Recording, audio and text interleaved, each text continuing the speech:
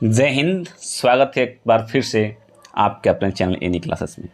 इससे पहले साइंस का एक वीडियो अपलोड किया, मैं बताया था कि उसमें कुछ चैप्टर से लिया गया हूं, और इस बार फिर एक जो आपका चैप्टर बचा हुआ था उससे ले रहा हूं और कुछ इंपॉर्टेंट क्वेश्चन आपके लिए लाया हूं जो मॉडल पेपर से अलग, किससे अलग, मॉडल पेपर से अलग है। ठीक है, तो चलिए देखते हैं फर्स्ट क्वेश्चन क्या लिखा हुआ यहाँ पे, और ये आपके एग्जाम में आने की पूरी संभावना। मानव नेत्र जिस भाग पर किसी वस्तु का प्रतिबिंब बन रहा है वह क्या है, किस पर बनता है? तो दृष्टिपटल। नेक्स्ट क्वेश्चन, जो नेत्र निकट स्थित वस्तु को साफ नहीं देख सकता है उसे क्या कहते हैं? निकट का साफ नहीं देखने वाले को दूरदृष्टि कहते हैं, दूर का साफ नहीं देखने वाले को निकट दृष्टि कहते हैं। ठीक है, तो दूरदृष्टि दोष कहते हैं। नेक्स्ट क्वेश्चन नंबर 4 देखते हैं क्या लिखा हुआ कि चंद्रमा पर खड़े अंतरिक्ष यात्री का आकाश प्रतीत होता है। चंद्रमा पर खड़े रहेंगे तो उसको आकाश कैसा दिखेगा? उसको काला दिखेगा। हम लोग नीचे से देखते हैं तो कैसा दिखता है ना? अगर चंद्रमा पर खड़े रहेंगे आकाश देखेंगे तो उसको कैसे दिखेगा? काला दिखेगा। नेक्स्ट क्वेश्चन नंबर 6 देखते हैं कि निकट दृष्टिकोण दृष्टि दोष का निवारण किस लेंस से होता है। ये लेंस वाला सारा कर लेंगे आप लोग, है ना? तो निकट दृष्टि दोष का जो निवारण होगा आपका वो अवतल लेंस से होगा। तो दूर वाला कौन होगा? उत्तल हो जाएगा। ठीक है, इसका आंसर अवतल है। आगे देखते हैं कि मानव नेत्र के किस भाग पर किसी वस्तु का प्रतिबिंब बनते हैं। ठीक है, तो किस भाग पर प्रतिबिंब बनता है? नेत्र किस भाग पर प्रतिबिंब बनाता है, ये पूछ रहा, भाग पूछा जा रहा है। तो आपका जो भाग होगा क्या होगा, किस पर बनता है? तो रेटिना या दृष्टिपटल। देखिए, दृष्टिपटल या रेटिना एक ही आंसर है। तो अगर मान लीजिए रेटिना रहेगा या दृष्टिपटल, कुछ यहाँ पर ध्यान दीजिएगा वहाँ पे एग्जाम में। नेक्स्ट क्वेश्चन, मानव नेत्र में प्रकाश किस रास्ते से प्रवेश करती है, ये बताना आपको। तो पुतली से प्रवेश करती है। नेक्स्ट क्वेश्चन, कैमरे की तरह नेत्र में प्रवेश करते प्रकाश में परिणाम को नियंत्रित करता है, वो कौन नियंत्रित करता है? तो आइरिस। कौन करता है? आइरिस करता है। ठीक है। नेक्स्ट क्वेश्चन, मोटर कार का हेडलाइट जो है किसका प्रयोग होता है हेडलाइट में? देखिए, हेडलाइट पूछा जा रहा है, ये ध्यान रखिएगा। मोटर कार देखते आदमी उत्तल दर्पण, ऐसा नहीं, यहाँ पर हेडलाइट पूछा जा रहा है। तो हेडलाइट में क्या होगा वो बताना है। तो हेडलाइट में आपका हो जाएगा अवतल दर्पण। नेक्स्ट क्वेश्चन, यदि किसी अवतल दर्पण की फोकस दूरी f तो वक्रता त्रिज्या r हो, ठीक है, तो क्या हो जाता है वो? f = r/2 हो जाएगा।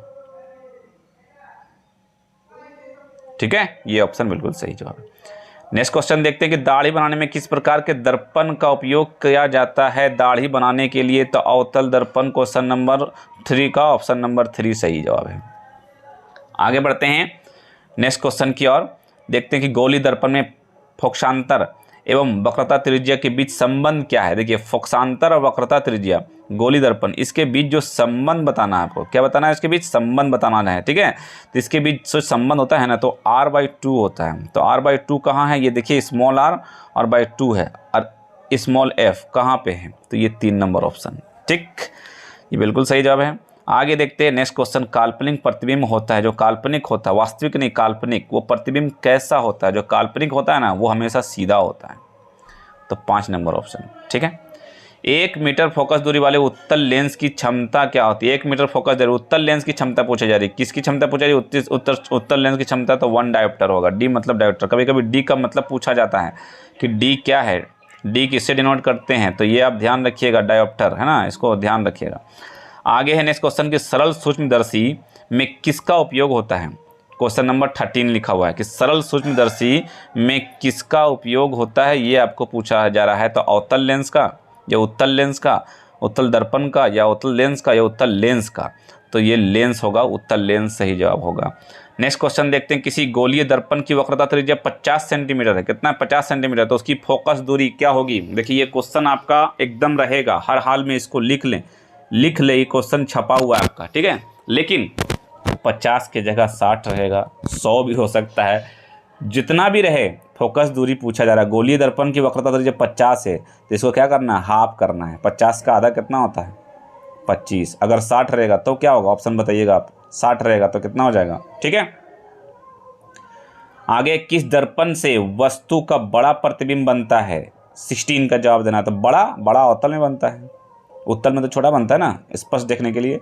प्रकाश का वेग न्यूनतम होता है, प्रकाश का वेग न्यूनतम मतलब निम्न किसमें कम समय कम चलता है, तो कांच में न्यूनतम होता है। ठीक, नेक्स्ट क्वेश्चन देखते हैं। जीवाश्म ईंधन का उदाहरण है, जीवाश्म ईंधन का उदाहरण कौन है? कोयला है, लकड़ी है, गोबर गैस है, या सभी है?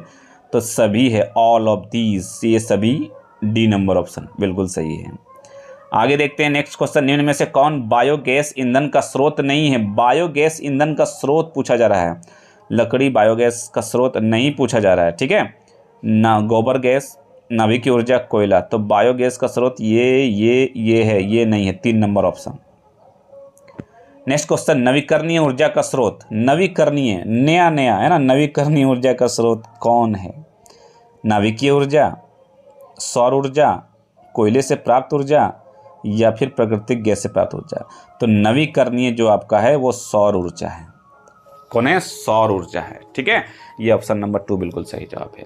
मैं बता रहा हूँ आपको, ये मॉडल पेपर से अलग क्वेश्चन, इंपॉर्टेंट क्वेश्चन लेकर के आप लोगों के लिए पहला, इससे पहले भी मैं डाला हूँ, उसको भी देख ले, इसको भी देख ले और लोगों तक शेयर करते रहें। नेक्स्ट क्वेश्चन, ऊर्जा के सभी रूप में अनंत स्रोत किसे माना जाता है? अनंत मतलब कभी खत्म नहीं, अनंत मतलब समझते हैं ना, जो कभी खत्म नहीं होने वाला, तो किसे माना जाता है? कोयला को खत्म होने वाला है, जल को खत्म होने वाला है, परमाणु को खत्म होने वाला है, ये सूर्य होगा, सूर्य।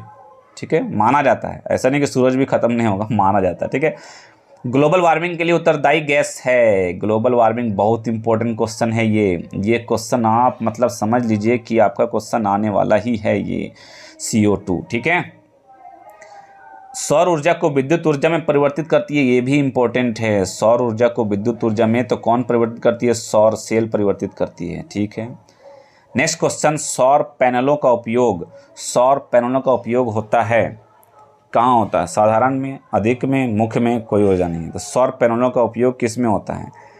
ठीक है, मुख्य ऊर्जा स्रोत में होता है, स्रोत में, मुख्य ऊर्जा स्रोत के रूप में होता है, मतलब कि C नंबर ऑप्शन सही है। आगे देखते हैं नेक्स्ट क्वेश्चन नंबर जो 17 लिखा हुआ है कि ऊर्जा का सबसे अधिक प्रत्यक्ष एवं विशाल स्रोत क्या है? समझ रहे, प्रत्यक्ष और विशाल पूछा जा रहा है। थोड़ा सा ऊपर करते हैं, हाँ ये देखिए, कोयला है, बिजली है, सूर्य है, परमाणु बम है, कौन है?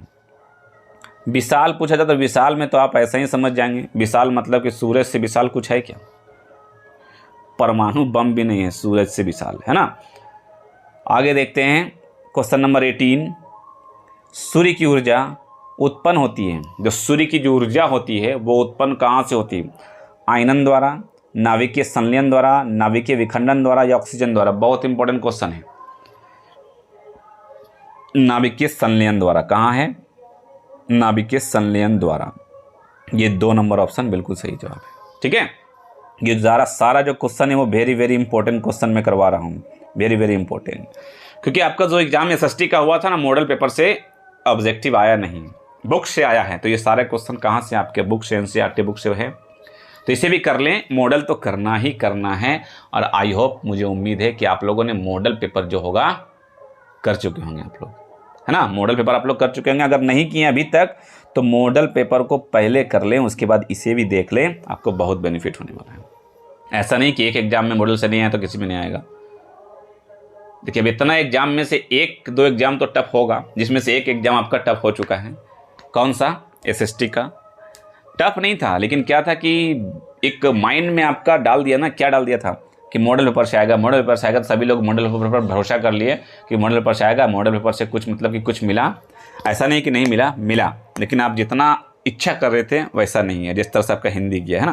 तो इसलिए तैयार रहें, अब टाइम है आपके पास, तो साइंस के लिए तैयार रहें। आगे देखते हैं नेक्स्ट क्वेश्चन क्या लिखा हुआ है कि सोलर कुकर में प्रयुक्त बर्तन प्राय निम्न में से किस रंग से पेंटेड होता है? अब सोलर कुकर आप लोगों ने कहा, सोलर मतलब जहाँ रिलेटेड हो गया, सोलर मतलब सूर्य से रिलेटेड है ना। तो निम्न में से किस रंग का पेंट होता है? उसमें रंग का जो पेंट किया होता है कैसा रहता है? ये ऑप्शन एक और नहीं दिख रहा, हाँ अब यहाँ दिख रहा है। श्वेत है, काला है, पीला है, लाल है। श्वेत मतलब सफ़ेद हो गया। तो कैसा पेंट होता है? आप लोगों ने देखा होगा। देखिए, अब जो मान लीजिए कि ये क्वेश्चन आपको नहीं पढ़े, आप कभी नहीं, कुछ क्वेश्चन आप कभी नहीं पढ़े, अब जैसे इसी क्वेश्चन को कभी नहीं पढ़े आप, लेकिन आप ये आपके दैनिक जीवन दिनचर्या से जुड़ा हुआ है। कभी ना कहीं नेट पे, इंटरनेट पे, या फिर आप इस घर में, पिक्चर में कहीं भी तो देखे होंगे, तो कहीं ना कहीं देखे जरूर होंगे। बर्तन को प्राय निम्न में से किस रंग से पेंट करते हैं? ठीक है। तो वो रंग जो होता है ना वो काला होता है। थोड़ा सा ध्यान लगा के बनाइएगा आप लोग, तो समझ में सभी क्वेश्चन आप लोग ईजी बना लेंगे। बहुत सारा क्वेश्चन आप जैसे एसएसटी में ही देख लीजिए, ठीक है, एसएसटी में ही देख लीजिए।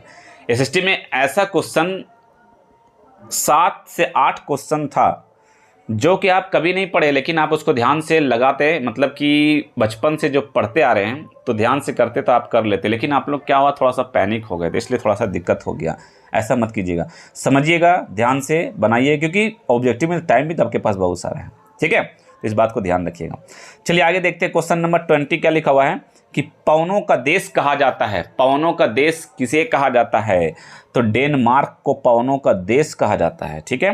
नेक्स्ट क्वेश्चन, क्वेश्चन इन हो गया। तो ये सेट जो था आपका मॉडल से अलग, ये सेट साइंस वाला लेकर के मैं लेकर आया हूँ, तो आप इसे पढ़ ले, समझ लें, और उसके बाद फिर तैयारी आपकी पूरी होगी, ठीक है। मिलते हैं फिर नेक्स्ट वीडियो में, तब तक रखें अपना ख्याल और पढ़ाई करते रहे। Thank you friends, thanks for watching.